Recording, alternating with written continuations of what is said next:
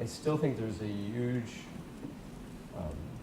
disconnect between the industry and what needs to take place on the infrastructure side with distributing wireless signals. So going to smaller cells, going to more distributed and coordinated cells. I think there's some really interesting things on the whole microcell area, picocell, femtocell. So that's an exciting area. That ostensibly, I think, will help improve some of the capacity issues that we see. And those will, by the way, independent of spectrum, I think you're still going to need these type of things. The other is maybe doing things off carrier network. You know, there's been companies like Qualcomm's MediaFlow, but I think there's other systems out there like ATSC, which if you're not familiar with that, you might have talked about it in your digital series, but when the broadcasters converted over to digital, they left some extra spectrum that's sitting there rather fallow, and you could use that for perhaps distribution of video or what have you, using high-powered broadcast systems. You think about that in terms of perhaps using that for distribution to ebooks and things like that. So these are areas that are just starting to be really discussed and explored. I think they provide some really exciting opportunities. Yeah, you know, I'm kind of looking at the moment at what's missing, okay? So I know a lot of stuff is there, the broadband's there, you know, there's a lot of content, and I think content is a huge growth area. I mean, at the end of the day, we don't care about the technologies that's delivering it, it's the content that's being delivered to us. The piece that is missing for me is the display. Now, looking at a small device and watching it for hours, number one, it hurts my eyes these days, but it's just not a good experience. And I envision a world where, if you look at, I have the pleasure of going to the CES every year, which never fails to amaze me, the bigger and bigger flat screen TVs, you know.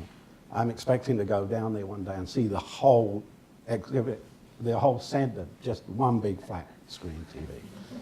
So, but you still need a big power source for this. It's a lot cheaper than it was, but it's still relatively expensive.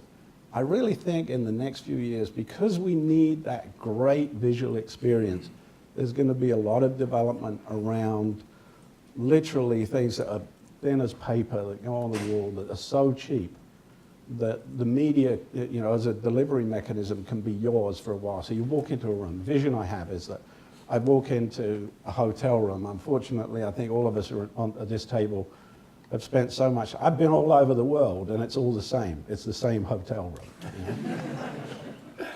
I would love to walk into that hotel room, and it really becomes mine. I don't really want to think about the fact that someone else was in the room a little while before. I want it to be mine. So immediately, I would like to have media all around me that reminds me of my life, you know, all the things that I want to do, and be able to take over that.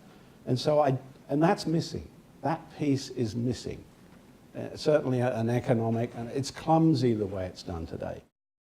I think that when you're looking at things, you know, you look basically for high margin, high growth opportunities, because that's, you know, a place where you're gonna, you know, your career is gonna grow because you're not gonna be stymied by somebody above you, and you're gonna get paid because the company's making a lot of money and they're not gonna worry about paying you guys. So that's the first criteria. Second one is areas where incumbents aren't well positioned because there's some market discontinuity that they're facing. And so, you know, in this multifaceted thing that we talked about earlier, I think those are two filters that I would use. My area of interest right now is a result of everybody having a phone.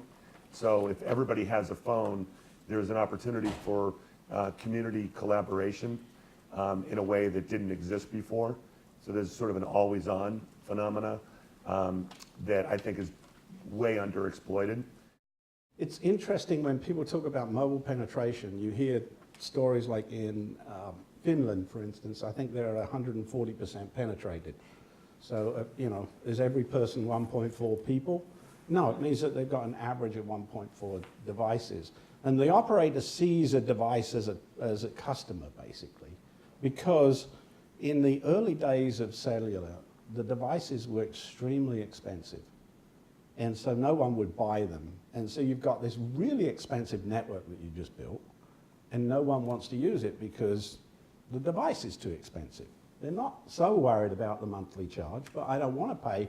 In the early days of the analog networks, the brick from Motorola, the thing that you carried around a bag with an additional battery in, was $2,500. So, you know, people are just not going to pay that. So the operators came up with a crazy business model.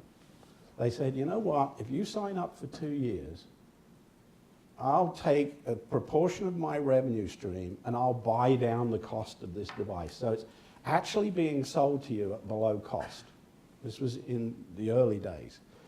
And so what happened immediately in your mind is a $2,500 product became a $500 product, and became a $100 product, became something that you'll throw away. Now, again, this created conflict in the value chain, because as the operator, I just spent $2,000 buying it down, basically. And now you don't care about it, and you throw it away, and you come back, and I want to charge you $2,500 for the replacement. And you say, why? This new guy coming in, I'm a valued customer, I've been with you 4 months. This new guy coming in, you're going to give him this at $500. You get a picture here. The operators don't make money out of devices. It's the only retail model that I know where someone sells you something and doesn't make a margin on it. They're relying on you coming back. And so you end up with this element of control in the supply side. The question that you ask, and one of the reasons, again, why I think Clear is in a great position here, is that operators, if they're honest about it, don't want to be in the device business. They want to be in the, you come back every month, a satisfied customer, and pay me your $50 to $100. But they don't know how to get out of that cycle. And what's happening with the new technologies that are embedded, particularly, this is where I think WiMAX has a real potential role for a long time, is that the ODMs, the device, the laptop manufacturers, encouraged by Intel, are now embedding WiMAX along with Wi-Fi in the laptops. And so to you, it looks like it's free. To the operator, there's no subsidy, and you turn up, this is a happy situation. And now you are the customer. I don't care if you have 5 laptops, as long as you're only using one at a time. So it really is a great question. And it's very difficult to see with the move towards smartphones and the appetite of the chipset manufacturers and the manufacturers of those phones. When you look at the bill of materials, the silicon itself, when it's amortized over millions of units, is in cents. It's not in. But they're charging for the IPR of that. They're charging in $50, $60, $70. And it's hard to break that cycle. So it's a really fine question. I know that eventually it's going to get round to, I'm just going to have it in everything. What I can't see clearly is the transition from where we are today with operators subsidizing it and controlling the supply chain, determining what you're going to buy, which nobody likes.